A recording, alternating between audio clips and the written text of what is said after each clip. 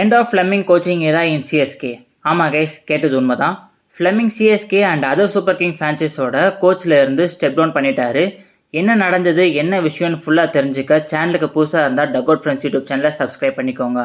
Finally last ஒரு 1 இயராக CSK fans கேட்ட மாதிரி ஃப்ளெமிங் சிஎஸ்கே விட்டு போயிட்டாரு. ஐபிஎலோட one of the most successful coach, 5 titles win பண்ணியிருக்காரு and most times play offs and finals play பண்ண டீமோட கோச் தான் ஸ்டீஃபன் ஃப்ளெமிங். பட் இந்த ரெக்கார்ட்ஸ் எல்லாமே comes under MS Dhoni captaincy தான். சிஎஸ்கே இல்லாமல் ஸ்டீஃபன் ஃப்ளெமிங் டிஎஸ்கே அண்ட் ஜிஎஸ்கேன்னு சூப்பர் கிங்ஸ் மேனேஜ்மெண்ட்டோட 2 டீமுக்கு ஹெட் கோச்சாக இருக்காரு. பட் அந்த 2 டீமுமே இது வரைக்கும் ஒரு டைம் கூட ஃபைனல்ஸ் கூட போனது இல்லை.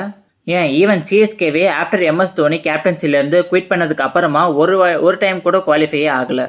ஆனால் குருநாத் ஒரே ஒருத்தன். இது எல்லாத்துக்குமே ரீசன் என்னன்னு பார்த்தீங்கன்னா ஃப்ளெமிங்கோட ஓல்டு டாக்டிக்ஸ் அண்ட் ஸ்ட்ராட்டஜிஸ் தான் காரணம். ஒரு poor choice of player selection, experience over intent, இது எல்லாம் இப்போ கரண்ட் ஐபிஎல் கண்டிஷனுக்கு சூட் ஆகலை. ஐபிஎல் எவ்வளவோ எவால்வ் ஆகிடுச்சு. எனி டே 230+ ஸ்கோரை ஈஸியாக சேஸ் பண்ணுறாங்க. பட் ஃப்ளெமிங் இன்னுமுமே ஒரு ஓல்டு ஸ்கூல் மைண்ட் செட்டில் தான் இருக்காரு. 175+ ஸ்கோர் அடித்தாலே வின் பண்ணிடுவோன்ற மாதிரியான ஒரு மைண்ட் செட் தான் ஃப்ளெமிங்க்கு இருக்குது. Anyway, thank you Fleming for the 5 titles and 2 champions trophy. டீமோட இந்த சக்ஸஸ்ஃபுல் ஜேர்னிக்கு பின்னாடி அவருமே ஒரு இம்பார்ட்டண்ட்டான ரீசனாக தான் இருந்திருக்காரு. அவருக்குமே கிரெடிட்ஸ் கொடுத்து ஆகணும், இல்லைன்னா சொல்ல முடியாது.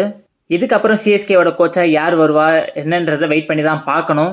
For more cricket related updates and newses தெரிஞ்சுக்க டக் அவுட் ஃப்ரெண்ட்ஸ் யூடியூப் சேனலை சப்ஸ்கிரைப் பண்ணிக்கோங்க.